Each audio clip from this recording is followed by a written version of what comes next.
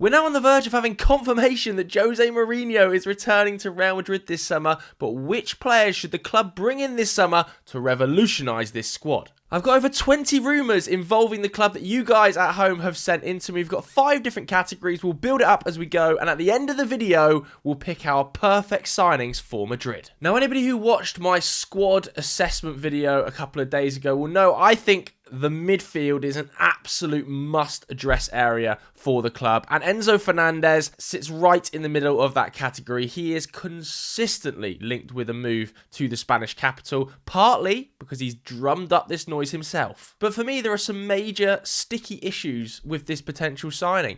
Number one, he's under contract until 2032. Chelsea paid over £100 million for his signature. Are Real Madrid gonna be able to go back into the market at that number, and does that number represent cost-effective business for a full midfield rebuild? I don't think it does. Because let's face it, we haven't seen Real Madrid spending ridiculously exorbitant fees in the last couple of seasons. The last time they spent over 100 million euros was Jude Bellingham, 19 years old, coming out of Dortmund, felt like the most nailed-on hit in Europe in that area at the time. Prior to that, you have to rewind the clock back to Eden Hazard when he joined for 120 million euros, and I think to some degree Florentino Perez has been burnt a little bit by that Hazard deal. A lot of the signings subsequent to that have been much, much younger, and I'm not sure he would be willing to spend what would be required to get Enzo Fernandez out of 7 years left on his deal at that age. So for me, I'm actually going to put Enzo Fernandez in unrealistic right now. The contract length is ridiculous.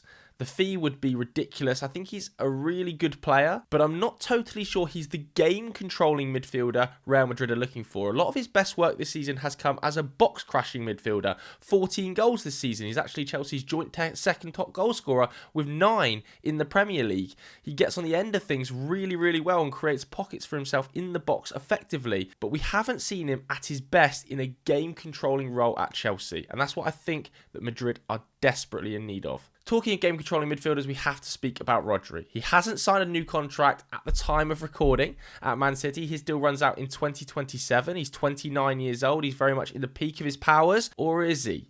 He's coming off the back of that ACL injury in 2024, and subsequent to that, he's missed so many games. In fact, this season alone, he's had 5 separate injuries. He's only started 16 Premier League games. Subsequent to the ACL problem, he's missed 70 matches of football. We all know Rodri's skill set. He will control the tempo of a game. He's a fantastic passer, breaks up the play really, really well, and I do wonder if the slightly slower tempo of La Liga would help him from an injury perspective. He's also spoken publicly in international breaks recently about a love of Madrid, that he wouldn't be put off joining Real because of his prior connection to Atletico. And with Pep Guardiola's future potentially up in the air this summer, this has to be down as a good signing. But as I said at the start of the video, I'm going to be promoting players from this category up to perfect at the end of the video, once I've sort of logically talked through all of the potential options. Angelo Stiller, I'm going to put him straight in good signing. This, for me, represents one of the best value midfielders on the entire market this summer.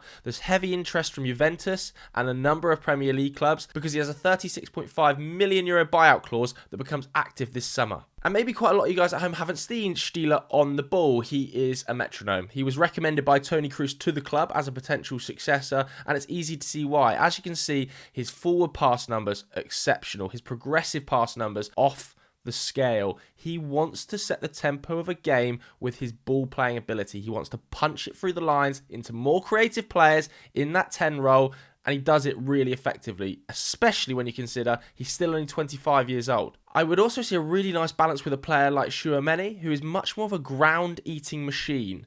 He will pick up wide spaces, but not necessarily, or at least we haven't seen the best of him punching the balls through the line, setting the tempo, being really progressive with his passing, and that is something Stiller excels in. Then you've got an option like Bernardo Silva in midfield. He's out of contract this summer, and we've seen Real Madrid in recent campaigns hoover up some of Europe's best free agents. And there's no doubt he would add a bunch to this side. He feels like a very Jose Mourinho style player in his energy, his work rate, his competitive edge. That's something that I think really stands out in his game at Manchester City, and that's the reason he is constantly playing under Pep Guardiola in a number of different roles. He's put up the 5th most minutes of any player in that Man City team. And the players ahead of him are like Gianluigi Donnarumma and Erling Haaland, who are much younger than him. He also moves with the ball just beautifully. He's in the top 3% of midfielders for his progressive carries. But is that the type of player Real Madrid need? He's not so much of a tempo setter. He wants to speed the game up, load Bernardo Silva and be absolutely everywhere and pressing like a madman. I'm not totally sure that is the style of midfielder that Real Madrid will be after this summer, but Mourinho would love him and would absolutely love his energy. Talking of energy, there's only one way I boost mine when I'm making videos or on my way to interview a player, and that is with Holy. If you haven't heard of Holy, where have you been? I mean, I've literally been influenced by my friends because all of them have started drinking it recently. Simply put, it's a better alternative to your conventional energy or soft drinks. There's loads of different flavours to try, but personally I think the best way to get into it is actually to order their starter set deluxe. It's got loads of samples of flavours for the iced tea, for milkshake, for energy and hydration, so you can find your favourite before you have to buy a big tub. Iced tea is my personal favourite. It's full of vitamin C, packed full of antioxidants, as well as enriched with fibre. All you got to do is add the sachet to water, and to be honest with you, you're done. The best thing is that it's zero sugar, unreal value for money, and genuinely tastes so good. So if you want to get your own, then use my codes. They're on screen now, or quite simply, you can scan the QR code. It's much easier. Back to the football. These players are in a totally random order, so let's jump into the forward areas. Lots of chat about a potential striker arriving and the future of Kylian Mbappe and Vinicius Jr. being up in the air. Again, if you haven't watched my squad assessment video, please do go and watch that. I don't see a world in which Vinny and Mbappe can live in the same 11. I just don't see the off-the-ball work being there. I wonder, could a facilitator in terms of a striker be an option for Madrid this summer? And if that's the case, what better facilitator than Marcus Thuram?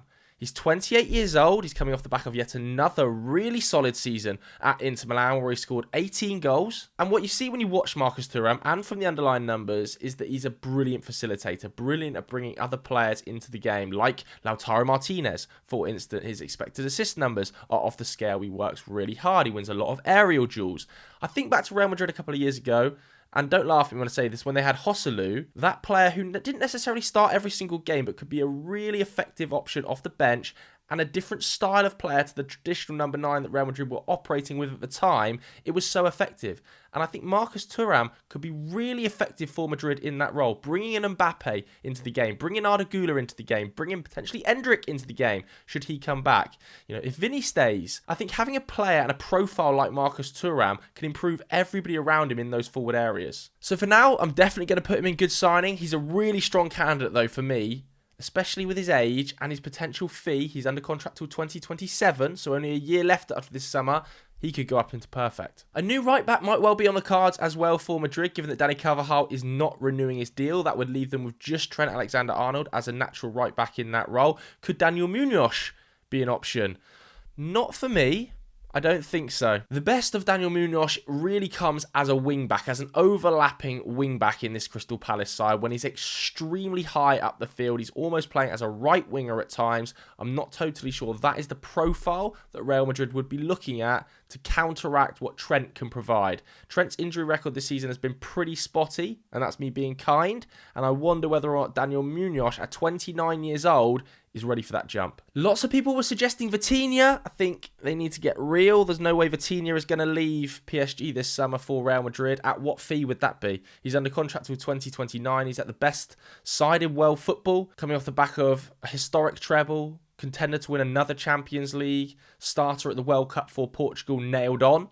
He is maybe the best central midfielder in world football alongside Pedri. Why would PSG let him go and how much would it cost? I just don't see this being in any way feasible. They've also got to address the centre-back issue. Loads of problems there with injury, with age, with contract, and in my assessment video, I think I sold 3 of the current centre-backs. Because of that, I believe Real Madrid have got to sign 2 centre-backs, and one of those options could be Jean Martin. At 20 years old, he's been bloody impressive for Sociedad. You might remember him coming through at the under-17 Euros alongside Pau Kubasi.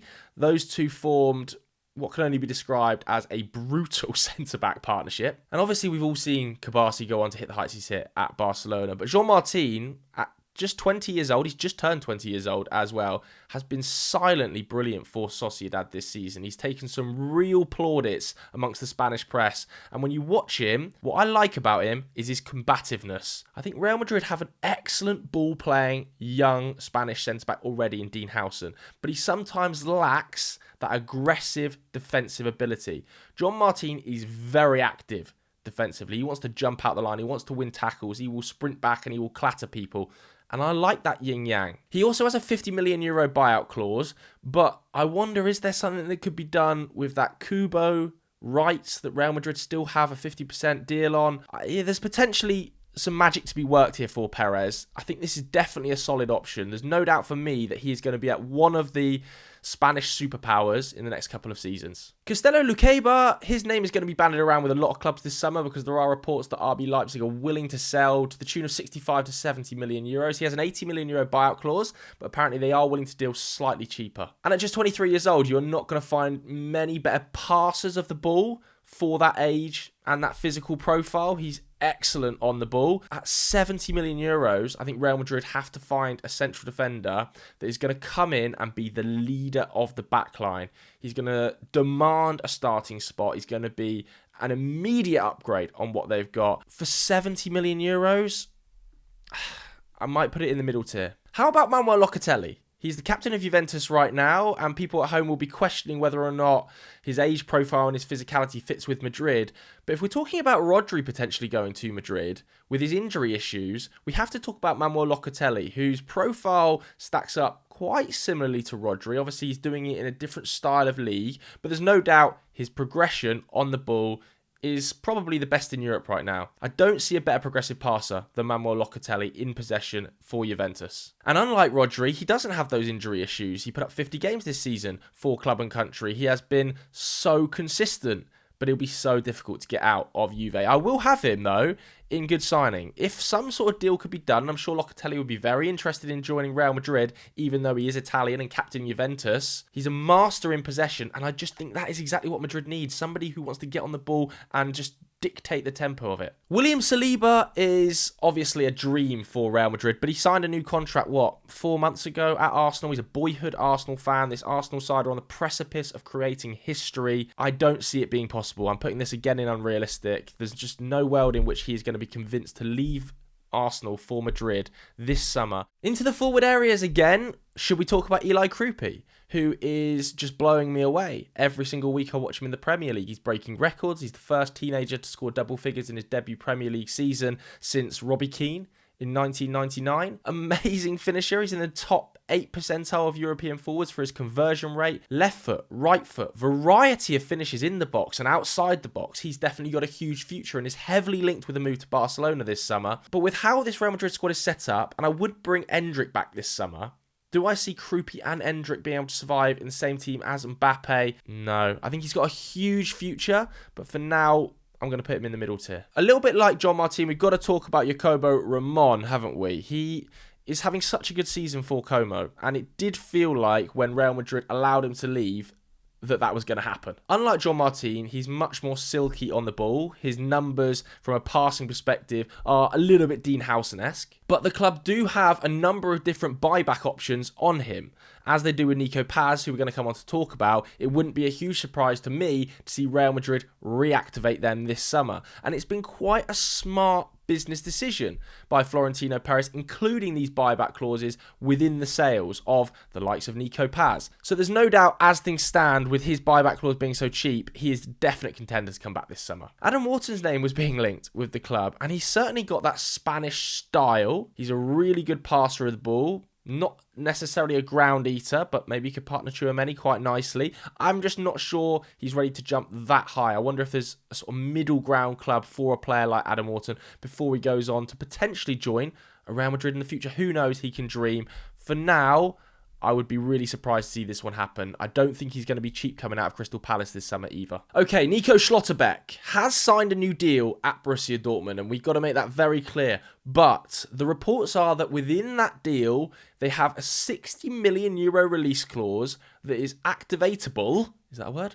For a number of premium clubs in Europe. And one of those premium clubs is Real Madrid. So Madrid can get him for 60 million euros. And this must be a serious contender for the number one central defensive signing.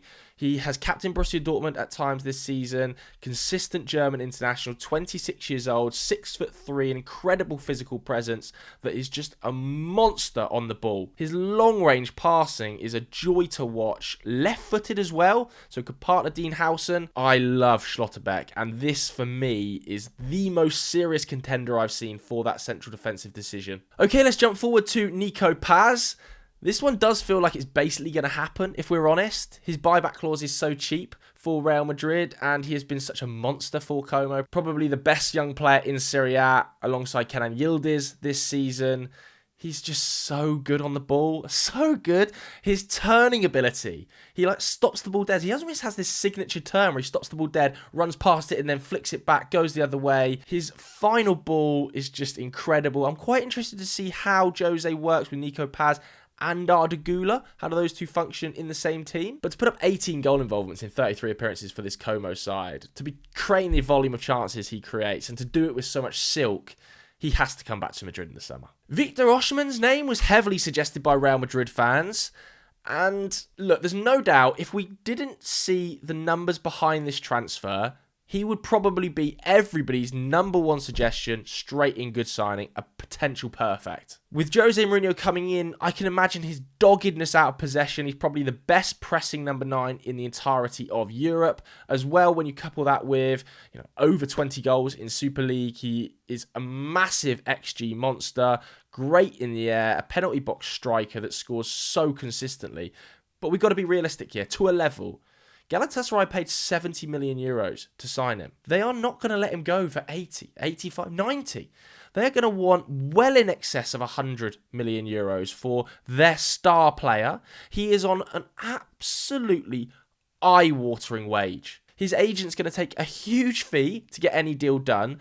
So even before you look at the wage, you might be talking about 130 million euros to get him out of Galatasaray. He's 27 years old. He's had injury problems. That would be a risk, and I just don't see Madrid doing it. I haven't seen Madrid move at that fee for a player who's 27 years old in so long. A little bit like Ramon and Nico Paz, Chema Andres has had an excellent season since leaving Real Madrid. He has a buyback clause too, though, and many people liken him to a sort of baby Rodri. I don't necessarily agree. He's much more of an out-of-possession player than an in-possession player. In fact, he's a bit of an out-of-possession unicorn with the volume of aerial duels and ground duels he wins. He's going to go in the middle tier for me for now. I want to see him progress another season to see if that on-the-ball ability just comes to the fore. I think Real Madrid have got some great off-the-ball midfielders, but I just wonder if Chema's on-the-ball numbers will be boosted by playing more consistently in Germany for one more campaign. Julian Alvarez is unrealistic. I'm sorry, Real Madrid fans. I don't see it happening. I don't see him jumping across the void.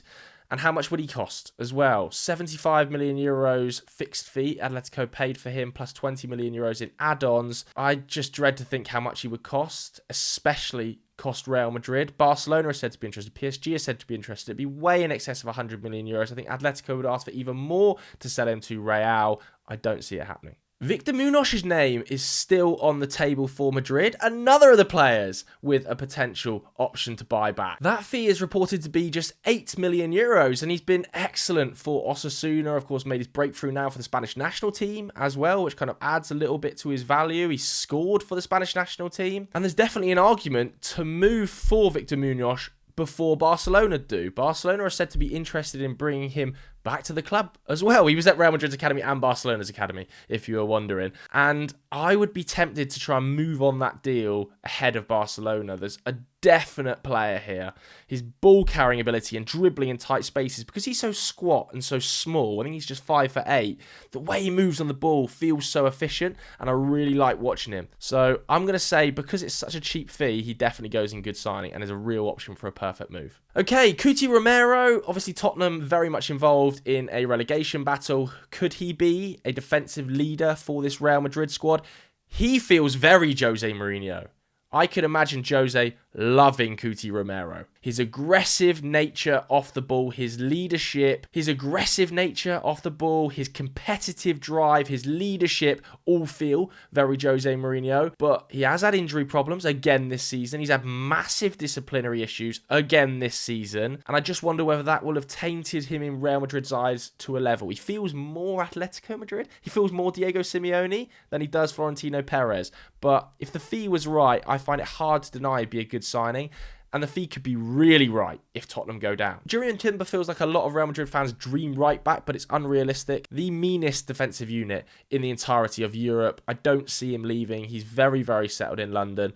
It would be shocking. Kenan Yildiz' name has done the rounds a little bit as well. Fabulous player. Definitely my favourite player in Serie A to watch. The way he floats in from that left-hand side, his ability on the ball, his ball striking, his creativity, really fun.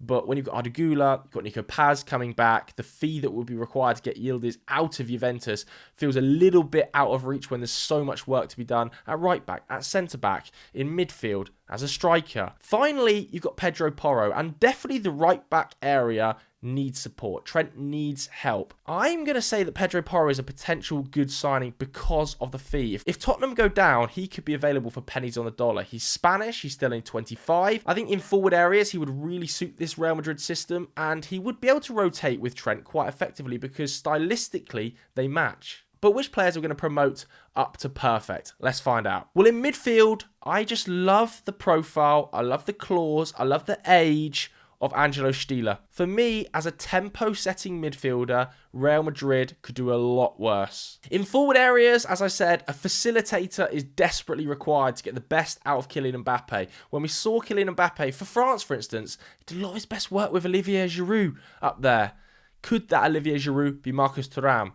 I think it could. I love the fit of Thuram at Madrid. I think at centre-back, they need another young, combative player that is an upgrade on Raul Asensio, and that for me is John Martin. The more senior central defensive option for me would be Nico Schlotterbeck with that €60 million release clause, with his ball playing ability, his long balls, his punching it through the lines, his aggressive nature, the fact he's a leader at Dortmund. Nico Paz is obviously going to come back. That's a no-brainer, a €13 million buyback clause. I would also look to bring back Vitor Munoz, especially if, as I said in my stay or go, I was letting Vinicius Jr. leave. To be honest with you, the right-back options feel really weak. I don't really see an outstanding contender on the market for this position. So I'm tentatively going to say Pedro Porro is a guy, but he's not perfect for me. So I might even just leave him down here. Now, as I look at that list, I wonder, do they need one more midfielder, one more senior name that is a huge signing and comes in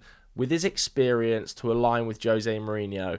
If he's not going to sign a new deal with 1 year left on his contract, I think he's very gettable at a reasonable fee. I wonder if they go for Rodri. That gives you Rodri as the more experienced midfielder, Angelo Stiller potentially as his understudy. You have Tchouaméni in there and Valverde. There's some really deep options because I think Camavinga is going to leave the club. But who would you guys at home sign for Real Madrid? Let me know in the comments below. If you enjoyed this video, hit the like button, hit subscribe. Thanks very much for watching, everybody. I'll see you later. Bye-bye.